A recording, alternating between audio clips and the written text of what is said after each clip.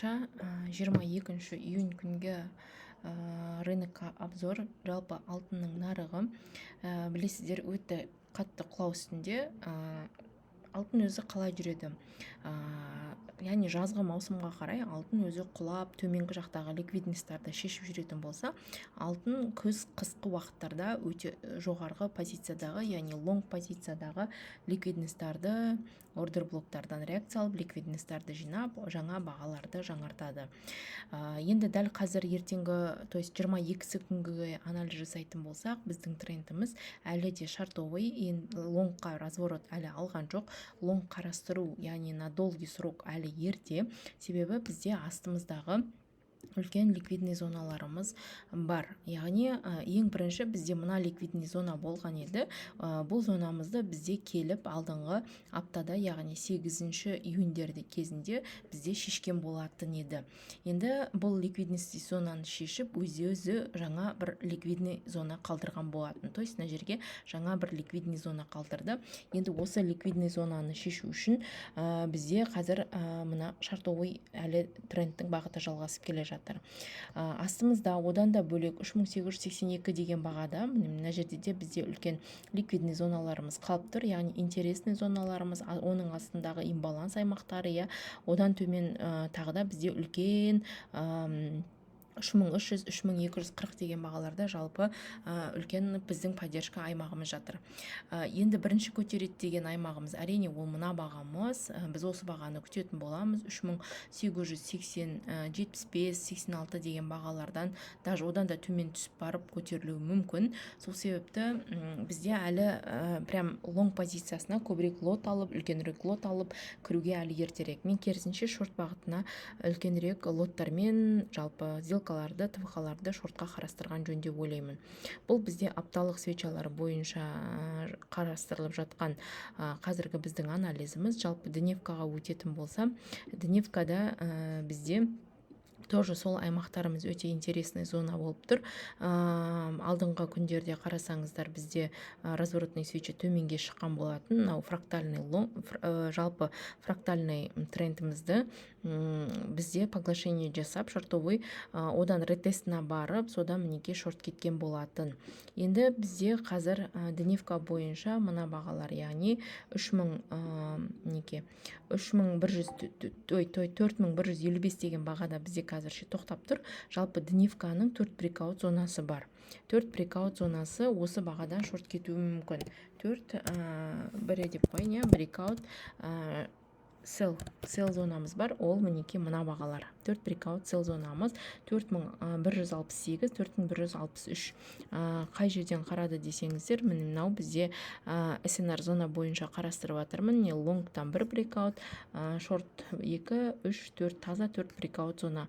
Оның астынан енді бізде мына жерде былайынан қоятын болсақ, тоже ордер блогымыз бар. Ордер блоктан да реакция алып кетуі мүмкін. Брекер блок болып, реакция жалпы алып кетуі мүмкін төменге шортқа.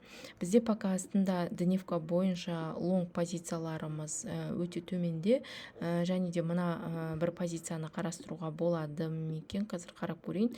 Жалпы мына бір позицияны жоқ, қарастыра алмайды екенбіз, тоже не актуальны екен, потому что бұл уже бізде былғанып тұрған позиция болып тұр. То есть ликвидности шешілген позиция болып тұр. И сол себепті бұл позиция бізде не актуальны. Дәл қазіргі үлкен таймфреймдермен қарайтын болсақ, бізде 4150, 63 және 68 деген шорт позициямыз бар. Мінекей 63, 68 деген шорт позициямыз бар. Стопты әрине жоғарға қоямыз, 75 жақтарға қойып, осы жерден шорт кіруге болады. Енді бақылаймыз свечаның жалпы таңда сағат 3-те бізде график қалай ашылатынын әлі бізге белгісіз. Ол жақындаған кезде белгілі болуы мүмкін. Может быть, геппен лонг ашылып кетсе, егер мына бағаның үстінен ашылып кететін болса, онда бұл зонамыз бұзылған болып саналады. Онда бізде есептен бұл зонамыздан біз сделкаға кіре алмаймыз. Жалпы бізде жоғарғы жақта енді шортқа ТВХ-лар өте көп қарастыратын болсаңыздар, мысалы мына зонаны қарап көрейін. Мына зонаны қарап көретін болсам, мысалы бұның ішіне кіреді екен, мына зона зона кіреді екен. Мына зона жалпы 1 брейкаут, 2, 3, 4 брейкаут. Тоже 94, 243 деген арасы әрине үлкен. Қысқартуға болады кішірек тайм фреймдерден қарап. Жалпы шорт зона. Шорт зоналар өте үлкен. Бізде егер баратын болсам 4500 мына бағалардан алдағы уақытта тоже реакция алады. Оғанға дейін зоналарымыз өте көп бізде. СНР бойынша қарайтын болсақ да жалпы. Енді мен бір ғана стратегияны қолданбай, жалпы дневка бойынша трендлайн стратегиясын қолданып көрейін. Қазір қай бағытта тұр екен, қай жерге дейін барады екен деген сияқты. Жалпы трендте бізде шортқа қиды. Біз осы жерден бірінші максимумға дейін тартып көретін болсам, жалпы жоғарғы максимум не мынау тип тұрған бағаға дейін тартып көретін болсам, қараңыздар, бізде мына аймақтан мінекей разворот, яғни бізде шортқа қиған аймағымыздан разворот алған. 05-06 зонамыз жұмысын атқарып 4337, 4419, яғни 20 деген бағамыздың аралығынан өзінің жұмысын атқарып, СНР аймағы мінекей шорт жасады. Яғни бұл жерде не бар еді? Бұл жерде тағы да СНР бойынша мінекей бір брейкаут зоналарымыз бар еді. Осы жерден бізде гарантия барады деген аймағымыз мінекей 3635 деген бағамыз болып тұр. 3635 деген бағаны көріп тұрмын. Осы бағаға дейін шорт кетуі мүмкін, яғни бару мүмкін. Бірақ оғанға дейін аймақ бір рет реакция беруі де мүмкін.